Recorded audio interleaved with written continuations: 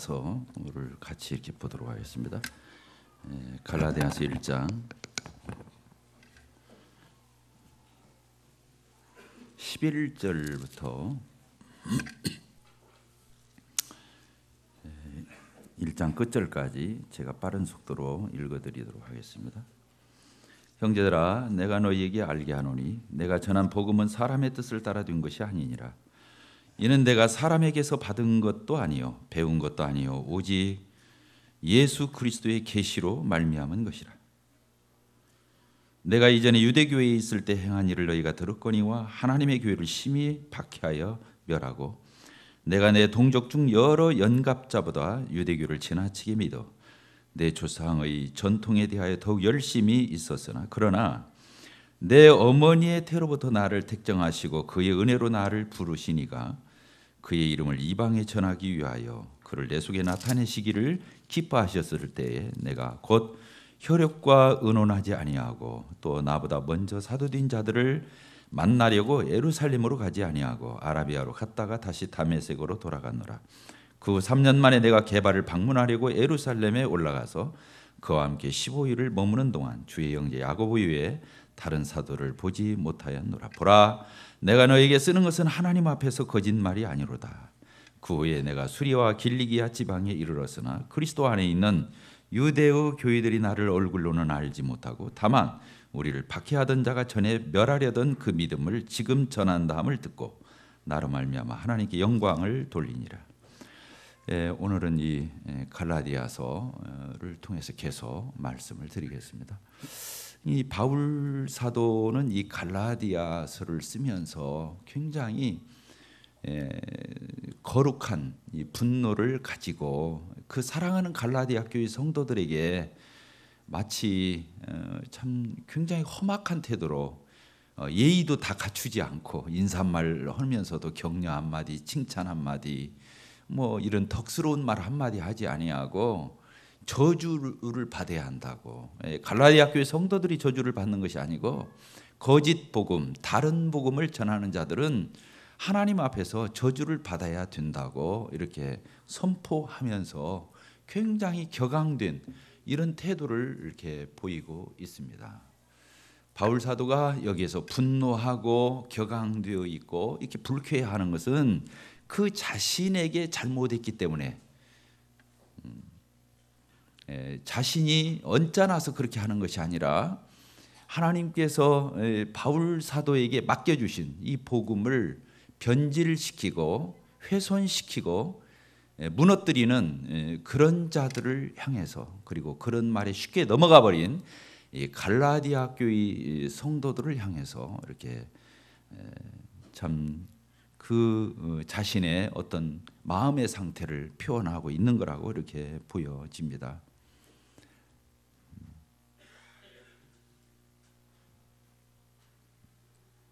여기 보니까 바울 사도는 참 불쌍하리만큼 자기의 사도권을 변호하는 것을 보게 됩니다. 뭐라고요? 자신의 바울 사도가 예수님의 사도다. 예수님이 자기를 보냈다. 이걸 그냥 처절하리만큼 참 그 마음이 우리 마음이 이렇게 참 애절할 만큼 자기를 변호하는 이런 모습을 이 갈라디아서 1장 아직 우리가 읽지 않았지만 2장에 걸쳐서 이렇게 표현하는 걸 보게 돼요. 성경을 자세히 보면 그렇습니다. 1절에서도 그랬잖아요.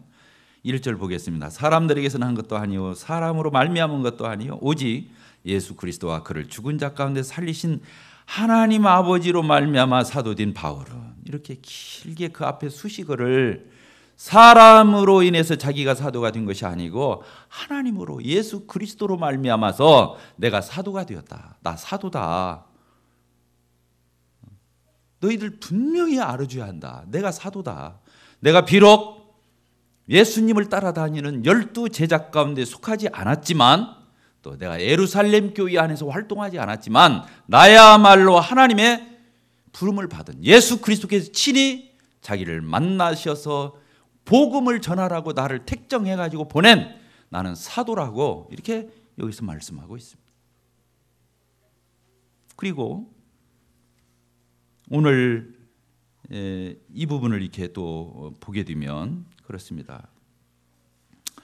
10절에서도 이렇게 표현했습니다. 이제 내가 사람들에게 좋게 하랴 하나님께 좋게 하랴 사람들에게 기쁨을 구하랴 내가 지금까지 사람들의 기쁨을 구하였다면 그리스도의 종이 아니니라. 바울 사도가 복음에다가 조금만 처세를 했으면 이런 어려움을 당할 게 없다는 거예요. 오해받을 일이 없다는 거예요. 자기가 사람의 기분만 조금 맞추려고 했다면 이렇게 힘들게 복음 전할 필요가 없다는 거예요. 그러나 자기는 사람에게 부름을 받은 자가 아니고 하나님과 우리 주 예수 그리스도로 말미암아 부름을 받은 자이기 때문에 그 일에서는 결단코 자기는 타협할 수 없다고 이렇게 표현하는 것입니다. 오늘 우리가 읽은 본문 11절에서 이렇게 보게 되면 여기에서도 자기가 전하는 복음이 어떤 것인가에 대해 설명하고 있습니다. 형제들아 내가 너에게 알게 하노니 내가 전한 복음은 사람의 뜻을 따라 된 것이 아니다. 이는 내가 사람에게서 받은 것도 아니고 배운 것도 아니고 오직 예수 그리스도의 계시로 내가 복음을 가지고 있다. 이렇게 말하고 있습니다. 3번이나 합니다. 아까는 사람을 기쁘게 할 거냐 하나님을 기쁘게 사람의 기쁨을 구한다면 자기가 하나님의 종이 아니라고 이렇게 표현한 이 바울 사도가 이제는 자기는 사람의 뜻으로 된 게 아니라 사도가 되고 지금 이 복음을 전하는 이 내용이 이 복음의 진리가 사람으로 말미암은 게 아니라는 거예요. 사람에게 기원을 둔 게 아니라는 거예요. 사람이 어떤 아이디어로 연구해서 이렇게 하면 하나님 앞에 갈 수 있겠구나 하고 사람이 그걸 창안해내거나 발명해내거나 사람에게 기원을 둔 게 아니라고 이렇게 표현하고 있어요. 사람의 뜻을 따라 둔 것이 아니라 더 나아가서 내가 사람으로부터 받은 것도 아니고 사람으로부터 배운 것도 아니라고 이렇게 그렇게 말하고 있습니다. 받은 것도 아니고 배운 것도 아니고 왜 그러냐면 이 거짓 교사들이 갈라디아 교회에 들어왔던 이 거짓 교사들 예수 그리스도를 믿어라. 맞다. 예수 그리스도를 믿어야 구원받아. 그러나 그것만 가지고는 부족하다. 너에게 선행이 있어야 된다. 행위가 있어야 된다. 율법을 지켜야 한다. 계명을 지켜야 한다. 할례를 받아라. 날짜를 구분해서 지켜야 되고 먹을 것을 가려 먹어야 되고 이러한 것들을 섞어서 지켜야 그래야 너희들의 구원이 확고해지고 그 구원이 분명해질 거라고 이렇게 말한 거짓 선지자들이 바울 사도를 무너뜨리기 위해서 한 것이 너는 사도가 아니지 않느냐. 바울 사도는 사도가 아니었다. B급이었다. 이류였다. 이류급이었다. 왜? 그는 예수님의 12자제도 안 했을 뿐만 아니라 예루살렘에서 인정받은 사람도 아니었고 더 나가서 그가 예루살렘에 가가지고 제자들 몇 번 만났는데 그 사람들한테 조금 조언 좀 듣고 조금 귀동냥 좀 하고 아는 체를 하고 지금 저렇게 돌아다니는 거지. 바울 사도가 뭘 알겠느냐. 예수님의 제자들 베드로를 위시해서 그 제자들은 다 3년 6개월 동안 예수님을 따라다녔고 동행했고 삶을 공유했고 모든 것을 예수님으로부터 다 직접 바울 사도 한 번도 예수 만난 적 없다. 그 사람 하루도 따라다닌 적 없다. 그 사도들에게 조금 얻어들은 거 그거 가지고 지금 바울 사도가 자기 나름대로 만드는 복음을 저렇게 전하고 다니는 것이지 바울 사도의 복음은 하자가 있다. 어떻게 예수 그리스도를 믿어서만 구원을 받겠느냐. 할례를 받아야 된다. 할례를 받게 됐을 때 율법을 지키고 계명을 지키고 유대인의 전통을 지키고 이런 것들을 같이 아우러져서 하나님 앞에 그렇게 잘 균형 있게 했을 적에 구원을 받는 것이지 예수님을 믿는 것만 가지고 의롭다함을 얻고 구원받을 수 있는 것이 아니다. 이렇게 말한 거예요. 그러니까 바울 사도가 거기에 변명을 하는 거예요. 이게 내가 전하는 복음 사람으로 말미암은 게 아니야. 누가 나한테 이걸 전해준 것도 아니야. 이걸 누가 나한테 전수해 준 것도 아니고 누가 나를 가르쳐 줘서 내가 이렇게 복음을 전하고 다니는 게 아니라고 이렇게 분명히 그리고 자기가 전하는 이 복음이야말로 하나님께서 직접 예수 그리스도로 말미암아 자기가 계시를 받아서 이 복음 십자가에 도 예수 그리스도를 믿음으로 그렇게 받는 이 놀라운 진리를 전하는 거라고 이렇게 말하고 있는 것입니다. 거기 그렇게 써 있잖아요. 오직 예수 그리스도의 계시로 말미암은 거다. 바울 사도가 그리스도인들을 죽이려고 핍박하려고 다메섹, 다마스커스로 가다가 그 길에서 대로에서 예수님을 만났어요. 사울아 사울아 주여 뒤시오니까 나는 네가 핍박하는 예수다. 그는 예수님이 가장 싫었어요. 세상에서. 누가 제일 싫었다고요? 이 사울이라고 하는 청년은 예수님이 가장 싫었어요. 왜? 구약을 다 무너뜨리는 것 같은 거예요. 계명을 무너뜨리는 것 같은. 구약의 모든 율법과 이스라엘의 모든 전통과 구약에 있는 모든 것들을 물거품으로 만드는 인물이 예수 그리스도라고 보여진 거예요. 그리고 그걸 말도 안 되는 그 청년 예수, 십자가의 무리에 죽었다고 하는 그 청년 예수를 쫓아가는 그리스도인들이야말로 어리석기 짝이 없고 기가 막힌 꼴이라고 생각을 했던 거예요. 예수가 제일 싫고 예수를 따르는 그리스도인들이 가장 어리석게 보이고 정말로 이 녀석들은 사람 취급도 할 필요가 없다고 생각하고 그 곳곳을 쫓아다니면서 그리스도인들을 잡아서 옥에 스데반이 돌에 맞아 죽을 적에 같이 그 자리에 서서 쾌제를 불렀던 게 사울이라고 하는 청년이었던 걸 우리는 알 수 있어요.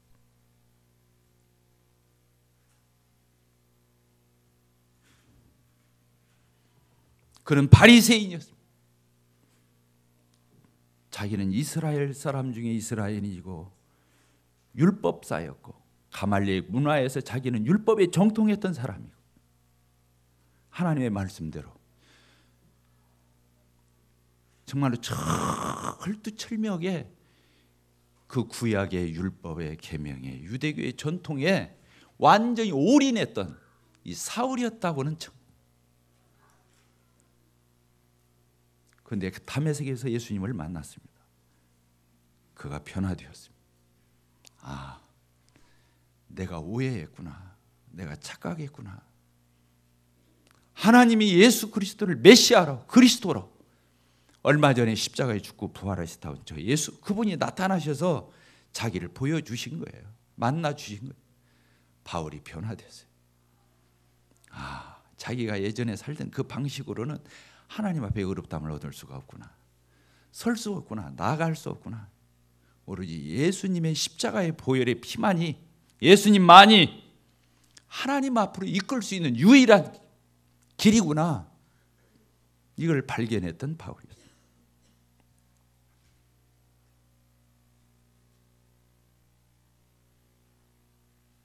근데 거짓 교사들, 거짓 사도들, 거짓 선생들이 갈라디아 교회에 들어와가지고 한 게 뭐예요? 예수님 믿으라고 했어요. 그러나 그것 갖고는 부족하다는 거예요. 그러니까 바울이 유대교에 있었을 적에 했던 것들을 더해야 구원이 온전해질 거라고 말하는 그들의 말이 이 바울 사도는 속이 뒤집어지는 거예요. 뒤집어지는 거예요.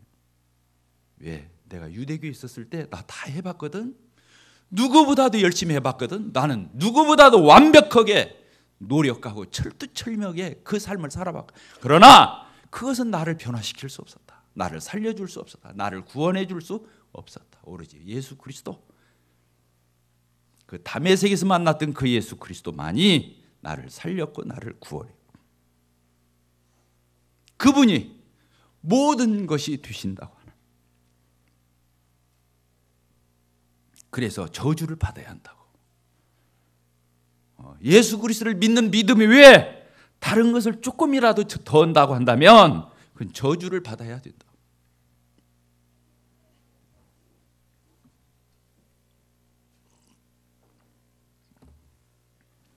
그렇습니다. 예수 그리스도께서 우리를 위해서 십자가의 그 고난을 받으시고 피 흘려 희생하셔서 구속을 성취하셨습니다.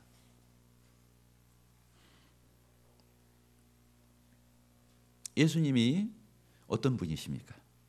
우리 주인들을 아담 안에서 주인으로 태어난 인생들을 구원하시기 위해서 예수님이 그 나무에 달려서 저주를 우리 대신 받아주셨는데 그 예수님이 어떤 분이셨냐고요? 우리 히브리서 1장을 제가 읽어드리도록 하겠습니다. 히브리서 1장 예수님은 하나님이시고 하나님의 아들이셨습니다. 1장 1절 옛적의 선지자들을 통하여 여러 부분과 여러 모양으로 우리 조상들에게 말씀하신 하나님, 이 모든 날 마지막에는 아들을 통하여 우리에게 말씀하셨으니 이 아들을 만유의 상속자로 세우시고 또 그로 말미암아 모든 세계를 지으셨느니라. 이는 하나님의 영광의 광채 그 본체의 형상이시라. 그의 능력의 말씀으로 만물을 붙이시며 주를 정결케 하는 일을 하시고 높은 곳에 계신 지극히 크신 이의 우편에 앉으셨느니라.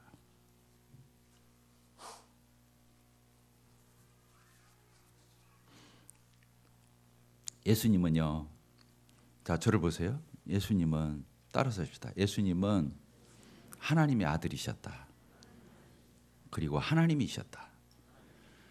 우리 죄인된 이 피조된 인생들의 죄를 위해서 죽으신 분이, 그 죄값을 대속해 주신 분이 바로 하나님이시고 하나님의 아들이십니다. 하나님의 피가 흘려졌어요. 부족하겠어요? 완벽하겠어요? 거기다 더 보태고 뺄 것이 없어요. 그러니까 예수님이 죽으시면서 다 이루었다 하신 거예요. 따라서 합시다. 다 이루었다. 다 이루었어요. 영원한 속죄를 이루셨어요.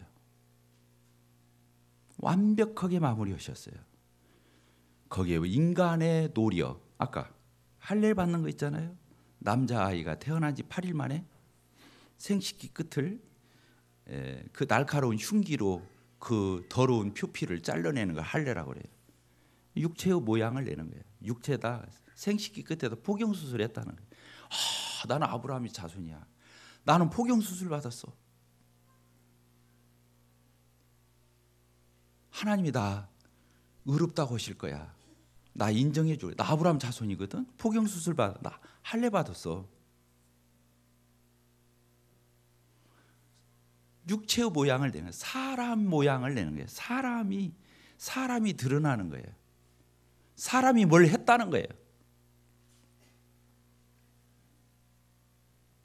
또 사람이 날짜 지키고 안식일 지키고 절기 지키고 음식 가려 먹고 하나님의 명령과 율법을 하나하나 지켜가지고, 그래서 그럴듯하게 보인다는 거예요.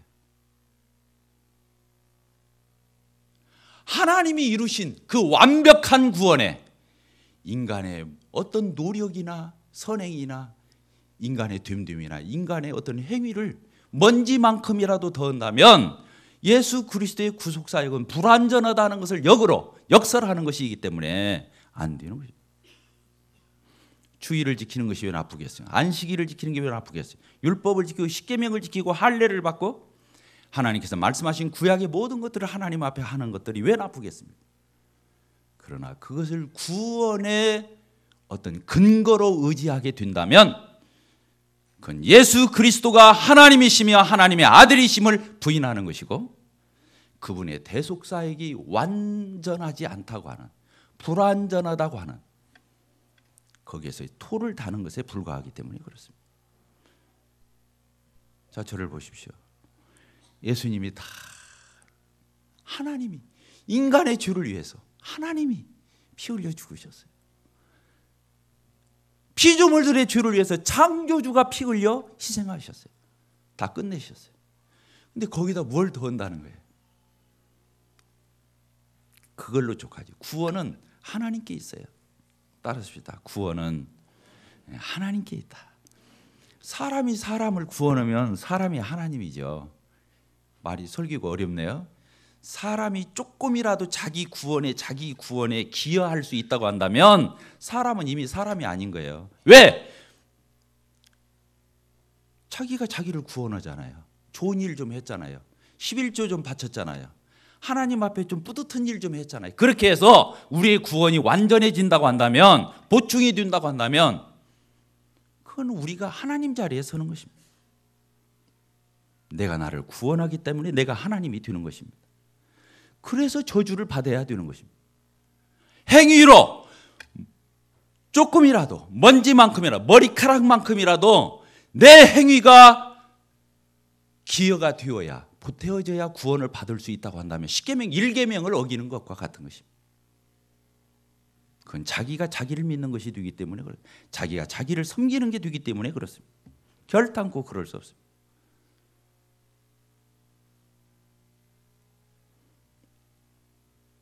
그래서 바울 사도는 자기의 사도권을 그렇게 변명하고 있어요. 내가 전한 복음 있잖아. 그건 틀림없는 복음이야. 절대 사람들이 나한테 전수하고 조금이라도 조언해서 내가 아는 게 아니야. 다메섹에서 나를 만나주신 그 예수님이 나에게 직접 하신 말씀이야.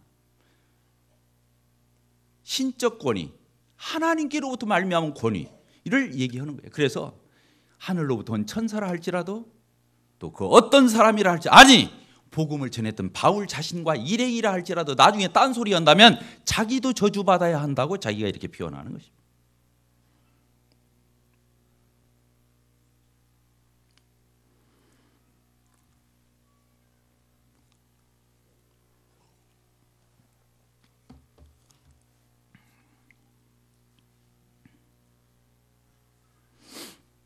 저는 우리 가운데 정말로 복음이, 우리 형제 자매님들 저를 포함해서 다 이 복음이 희석되지 않게 되기를 바랍니다. 그렇죠. 이 말세 즈음에 사단이 하는 일이 무엇이겠어요? 복음을 훼손하는 거예요. 희미하게 하는 거예요. 흐트러뜨리는 거예요.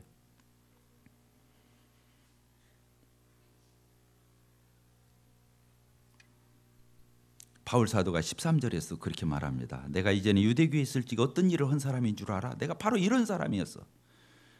내가 유대교를 14절에 보게 되니까 내 동족 중에서 그 연갑자들보다 나는 유대교를 정말로 지나치게 믿었고 내 조상의 전통에 대해서는 나를 따라올 사람이 없었다. 이렇게 표현하고 있어요. 그런데 자, 저를 보세요. 그런데 갈라디아 그리스도인들은 다 이방인들이었어요.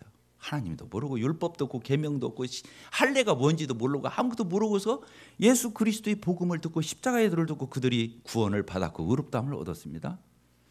근데 거짓 교사들이 들어와서 유대인들이 하는 일들을 너희도 해야 너희들이 하나님의 백성이 될 수 있다고 말하는 것입니다. 이방인들을 갖다가 다시 유대인으로 만드는 것이에요. 따라서 합시다. 이방인을 유대인처럼 만드는 짓이다. 유대인들도 아브라함 때부터 혈통을 따라서 선민이고 율법과 계명을 철저히 지켜오던 그들도 다 못 지켰다니까요. 안 됐다니까요. 짐스럽고 종살이하고 그렇게 힘들게 하고 왔는데 하나님도 모르고 아무것도 모르는 이방인들이 어떻게 유대인처럼 살 수 있겠느냐는 거예요. 그렇게 왜 만드느냐는 거예요. 안 된다는 거예요. 이방인은 이방인대로 하나님이 받으시고 구원하실 거니까 거기다 유대인화하지 말아라 이 말이에요.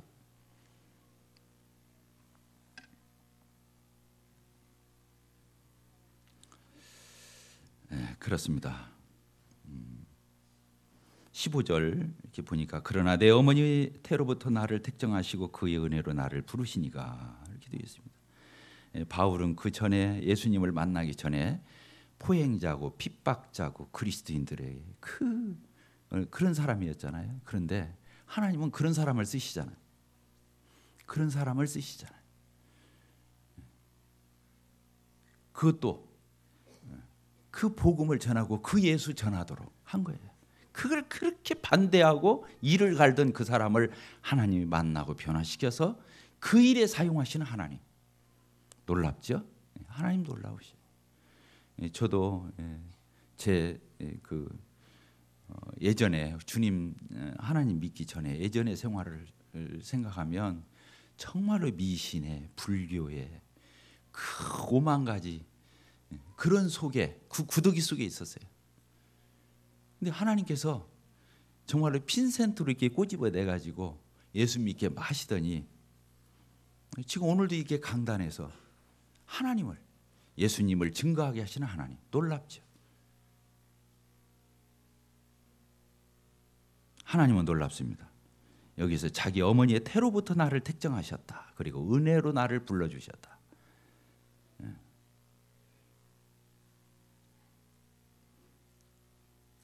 그리고 이 바울 사도에게 특별히 하나님께서 이방인들에게 복음을 전하기 위해서 바울 사도를 보냈다고 하는 놀라운 일인 것입니다. 누구에게 전도하라고요? 베드로는 할례자의 사도이고 자기는 바울 사도는 이방인의 사도로 하나님이 삼으셨다.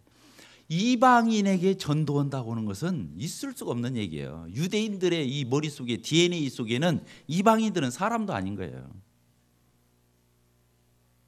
거기 나오잖아요. 베드로같이 사도가 되었던 사람도 우리 갈라디아서 2장에 들어가게 되면 이방인으로 같이 밥 먹다가 예루살렘에서 다른 사람들 유대인들이 유대교의 사람들이 아니에요. 야고보 밑에서 예수님을 믿었다고 하는 사람들이 오는데 피해서 도망가가지고 숨는 거예요. 그 정도로 이방인에 대해서는 사람 취급도 안 했어요. 정말로 부정타는 거예요. 기분 나쁜 존재예요. 그런데 하나님께서 이 바울 사도에게 누구에게 전도라고요? 이방인, 하나님도 모르고 성경도 모르고 아무것도 모르는 저 이방인들에게 가서 하나님을 증거하고 예수 그리스도를 증거해서 복음을 증거해서 그들로 하여금 믿게 만들으라고 하는 이 사명은 놀라운 일인 것입니다. 구약시대 때 이스라엘 백성들은 생각할 수도 없는 일이고 예수님도 그러셨고 예수님 당시 때도 유대인이 아닌 자들에 대해서는 예의로 쳤거든요. 그러나 예수님이 그때 만나 주셨어요. 고넬 그 백부장이라고 하는 로마 백부장도 만나 주시고 수가성 여인을 만나 주시고 또 사마리아 지역을 통과하시고 또 예수님이 어떠냐 수르보니게 여인을 또 찾아가서 만나 주. 이게 이방인들의 사역을 예수님이 시작하시는 것을 우리가 군데군데에서 이렇게 보게 돼요. 사도들도 예수 너희가 성령을 받고 권능을 받으면 뭐라고 그랬어요? 예루살렘과 온 유대와 사마리아와 땅 끝까지 이르러 내 증인이 되리라고 그러셨어요. 거기 보니까 예루살렘, 유다 여기까지는 이스라엘이에요. 그런데 사마리아는 반타작이에요. 그리고 조금 더 나아가서 땅 끝까지는 완전 이방 지역을 얘기하는 거예요. 예수님이 직접 하신 말씀이에요. 신약의 이 복음은 구약에 갇히지 않고 유대인에게만 갇히지 않고 하나님을 전혀 모르는 열방에 이방인들에게 이 복음이 전파된다고 하는 놀라운 소식이 이 기쁜 소식인 것입니다. 그런데 그들에게 다시 가서 유대인처럼 살으라고 유대인처럼 할례 받으라고 유대인처럼 모든 걸 행하라고 하는 것은 복음적 관점에서 보게 되면 반 기독교적이고 반 하나님적이고 그렇다고 하는 것을 우리가 알아야 됩니다. 정말로 바울 사도가 이 이방인에게 그 말도 통하지 않고 아무 신앙적 근거도 없는 사람들한테 가서 이 복음을 전했다고 하는 건 이거 놀라운 일이지. 여기 보니까 아라비아로 갔다 이 부분만 하고 오늘 말씀을 이렇게 맺도록 하겠습니다. 17절 복음을 깨닫고 난 뒤에 또 나보다 더 먼저 사도된 자들을 만나려고 예루살렘으로 가지 아니하고 아라비아로 갔다가 다시 다메섹으로 돌아갔노라 이렇게 되어 있습니다. 이 바울 사도는 다메섹에 예수님을 만나자마자 다마스커스로 들어가서 그 일대 사람들하고 바로 복음을 전하기 시작해요. 그리고 사람들을 다 말로 이겨먹었어요. 그런데 이 바울 사도가 그렇게 예수님 만나고 나서 예루살렘에 바로 가서 그 예루살렘 성도들로 교제하고 사도들과 교제해가지고 어떤 것들에서 권위를 입고 그렇지 않았어요. 이 바울 사도는 아라비아로 갔다고 성경에서 말해요. 아라비아가 뭐예요? 광야예요. 사막이에요. 사막에 가서 3년을 있다 왔어요. 놀라운 일이죠. 바울 사도가 주님을 만난 이후에 사람들을 만나러 여기저기 다니지 아니하고 그가 아라비아에 가서 주님으로부터 직접 계시를 받았다고 말하고 있습니다. 주님과 독대하면서 자기 신앙의 그동안의 여정을 다 점검해 보고 또 자기가 알고 있는 하나님의 말씀에 대한 지식을 다시 체크해 보고 그리고 그런 말씀들이 전부 다 예수 그리스도에게로 향하는 그런 말씀인 것을 그가 정립하고 그리고 나서 그가 이제 하나님의 일에 나섰다고 하는 것을 우리가 볼 수 있어요. 제자들이 3년 동안 예수님 뒤를 따라다니며 사도가 되었다고 한다면 바울 사도는 다메섹에 예수님을 만나고 3년 동안 아라비아 광야에 가서 예수님과 독대에서 그런 것들을 터득하고 나와서 하나님의 사명을 감당했다고 하는 이런 부분을 볼 수 있어요. 그래서 놀라운 것은 바울 사도가 바로 이 아라비아에 가서 그가 가지고 있던 모든 성경관, 신앙관을 정립하고 나왔다는 것을 뭘로 알 수 있냐면 자 우리 사도행전 읽고 마쳐 사도행전 끝장 끝부분을 이렇게 보고 마치도록 해요. 사도행전 28장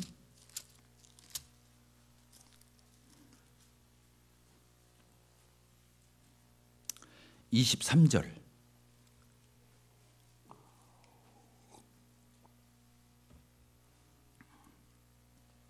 그들이 날짜를 정하고 그가 유숙하는 집에 많이 오니 바울이 아침부터 저녁까지 강론하여 하나님의 나라를 증언하고 모세의 율법과 선지자들의 말을 가지고 예수에 대하여 권하더라. 이렇게 되어 있어요.